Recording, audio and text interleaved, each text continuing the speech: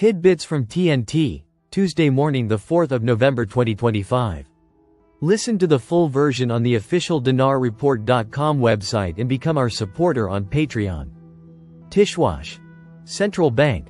Developing a global plan to reform Iraqi banks in agreement with Oliver Wyman. The Central Bank of Iraq identified several key points for the banking reform plan agreed upon with the global company, Oliver Wyman. Noting that a turning point had been reached with the opening of a branch of the Arab Bank in Baghdad, so that banks in Iraq would be no less than the banks of the Emirates and Saudi Arabia. Central Bank spokesman Alaa Al-Fawd said, "The plan is the most important strategy undertaken by the central bank to develop the financial and banking sector in Iraq in cooperation with the global company, Oliver Wyman." Noting that, the plan is represented by digital and electronic transformation, diversifying the base of financial inclusion, and moving away from paper transactions so that local banks will be at a level comparable to global and regional banks. Al-Fawd added that this plan needs time to be implemented despite the existence of very large challenges that it may face, expecting the bank's agreement to enter into the reform plan to be a successful first step towards a path that extends from 3 to 5 years. Quote, he explained that the turning point is the opening of a branch of Arab Bank in Baghdad, which is evidence of competition in the local, Arab, regional and international banking sector, so that banks in Iraq are no less than the banks of the Emirates and the Kingdom of Saudi Arabia.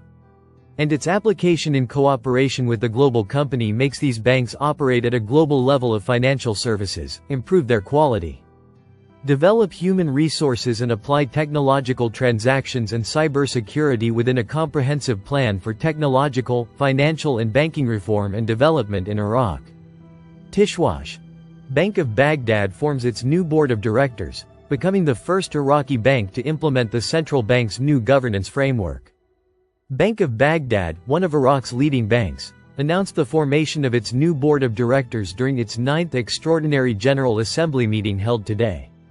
This move is part of the ongoing reform process initiated by the bank in accordance with the directives of the Central Bank of Iraq within its banking reform program.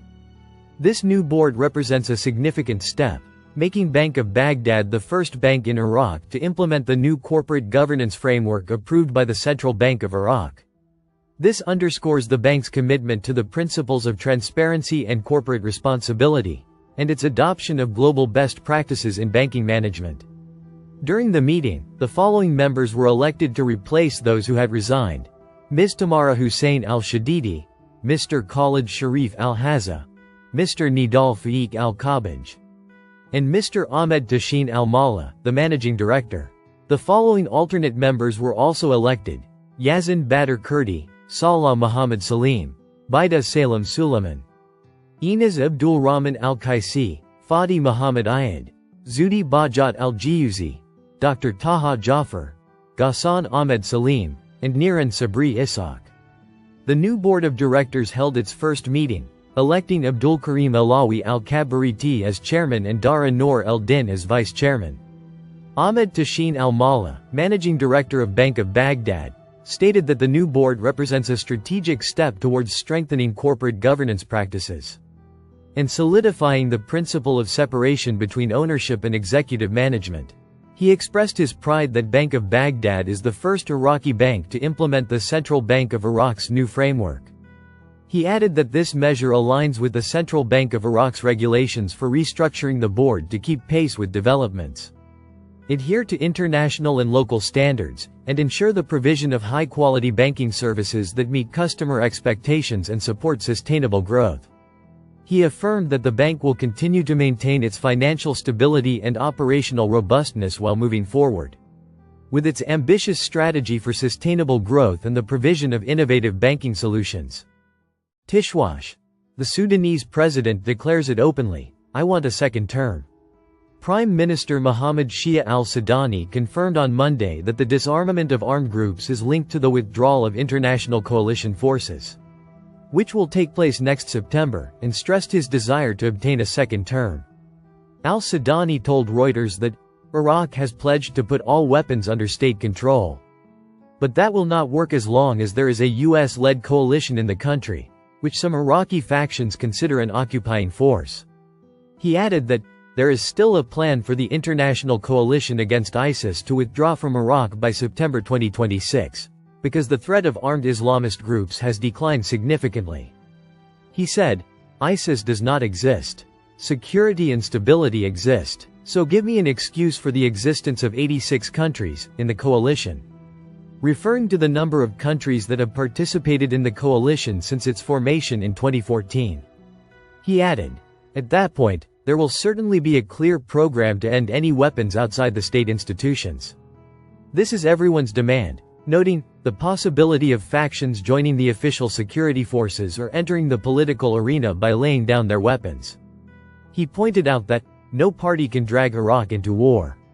When asked about the increasing international pressure on non-state armed groups in the region, al-Sudani said, "There is plenty of time. The situation here is different from Lebanon." He continued, "Iraq is clear in its positions to maintain security and stability, and that state institutions are the decision-makers in war and peace, and that no party can drag Iraq into war or conflict." Al-Sudani said, "There is a clear, intensive and qualitative entry of American companies into Iraq, including the largest agreement ever with General Electric to generate 24,000 megawatts of power, which is equivalent to the country's current total production capacity." Al-Sudani stressed that the agreement with the American company Accelerate for liquefied natural gas to provide liquefied natural gas helped Iraq cope with frequent power outages.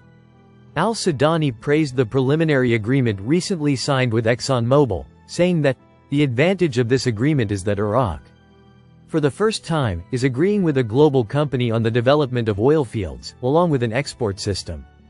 She pointed out that, American and European companies have expressed interest in a plan to build a permanent platform for importing and exporting gas off the coast of the Grand Fao port, which will be the first project there, indicating that the government has set a deadline of the end of 2027 to stop gas flaring completely and achieve self-sufficiency in it, and stop importing gas from Iran. He said, "We burn gas worth between $4 and $5 billion annually, and we import gas worth $4 billion annually. These are wrong policies and our government is working to find solutions to these problems." Regarding the elections, al-Sudani explained, "We expect a big win and we want to continue on this path," adding that he desires a second term.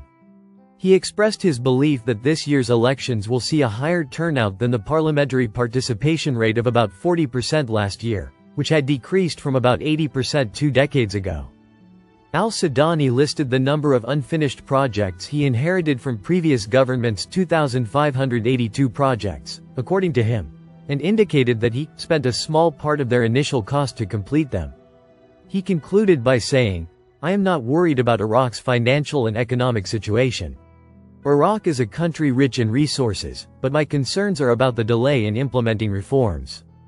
Listen to the full version on the official dinarreport.com website and become our supporter on Patreon.